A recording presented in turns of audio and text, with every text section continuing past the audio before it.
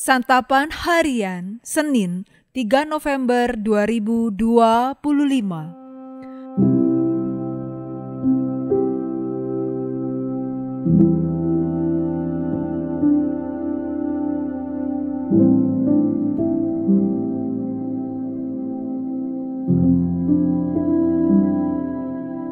Inilah program Santapan Harian, sebuah program yang mengajak Anda menelusuri isi Alkitab, agar Anda menemukan makna firman Tuhan sesuai dengan konteksnya.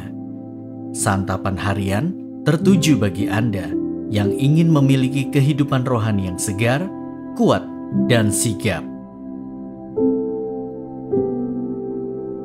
Hari ini kita akan membaca Ulangan pasalnya yang pertama, ayat 19 hingga ayatnya yang ke-33. Namun sebelumnya, mari kita berdoa. Kemurahan hati-Mu ya Bapa, membawa kami dalam hidup bersama-Mu. Dan kemurahan hati-Mu ya Bapa, membawa kami dalam kebenaran sabda-Mu. Di dalam nama Tuhan Yesus Kristus, Putra Tunggal-Mu yang kudus, kami memohon. Amin. Ulangan 1 ayat 19-33.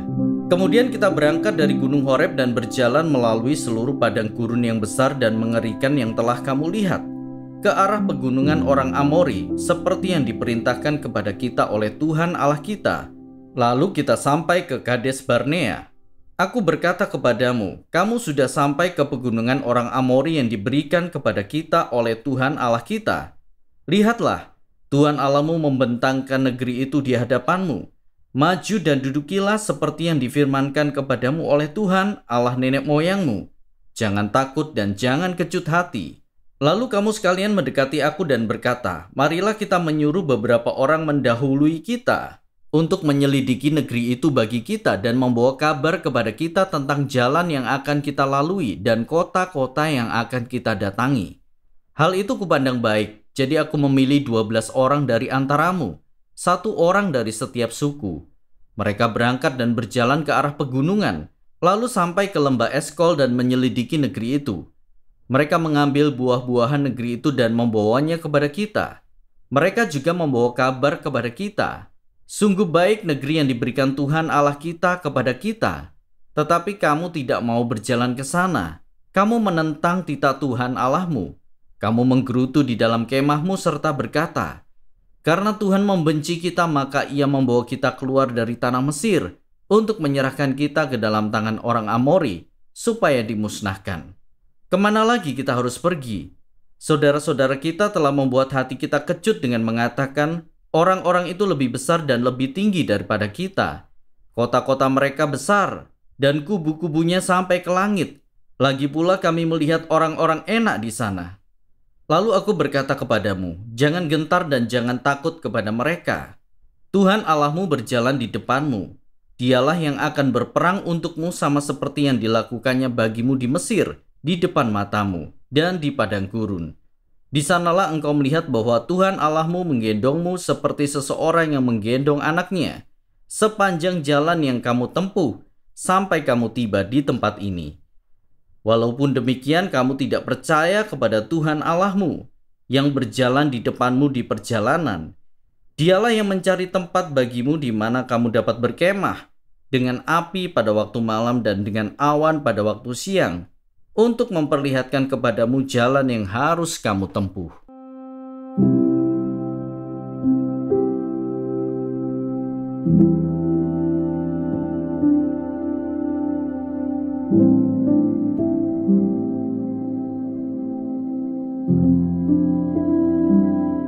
Sahabat Santapan Harian, kita mengenal 2 jenis ketakutan. Kata gentar merujuk kepada ketakutan yang disertai alasan yang masuk akal. Sedang ketakutan karena alasan yang tidak masuk akal disebut fobia. Musa menceritakan sebuah kejahatan dari generasi pertama bangsa Israel. Mereka tidak percaya bahwa Tuhan sanggup menolong mereka menaklukkan seluruh negeri Kanaan. Mereka gentar karena penduduk Kanaan itu tangguh dan biasa berperang. Selain itu, mereka jatuh ke dalam fobia akibat hoax yang disebar oleh 10 mata-mata. Musa membandingkan respon generasi pertama dengan generasi kedua. Kata Amori menjadi penghubung kedua generasi itu. Generasi pertama diperhadapkan dengan wilayah orang Amori dan merasa takut. Ide mengirim mata-mata mengindikasikan ketakutan mereka. Sebaliknya, generasi kedua berani bertempur dan menang atas raja orang Amori. Hal ini diceritakan Musa bukan untuk menyombongkan generasi muda. Ia hanya ingin mengingatkan apa yang bisa terjadi jika mereka benar-benar percaya kepada Tuhan. Kalau begitu, apakah membuat rencana atau mencari informasi selalu mencerminkan kurangnya iman? Tidak. Motivasi di dalam hati kitalah penentunya. Orang yang tidak beriman mencari informasi untuk membenarkan ketakutannya. Sebaliknya, bagi orang percaya, membuat rencana adalah wujud dari pertanggungjawaban iman. Ia melakukan penyelidikan karena ia percaya kepada Allah. Apakah kita merasa gentar pada hari-hari ini? Mungkin kegentaran yang kita alami cukup rasional. Menurut hitung-hitungan di atas kertas, daya saing kita rendah, kemampuan finansial kita lemah, sumber daya kita terbatas.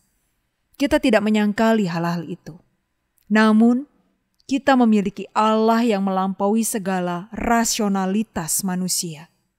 Dia memampukan kita untuk menaklukkan setiap Amori di dalam hidup kita. Berdoalah agar Tuhan berkenan mengangkat segala ketakutan kita dan menggantinya dengan kedamaian dan keberanian. Dengar Tuhan berkata, jangan gentar dan jangan takut.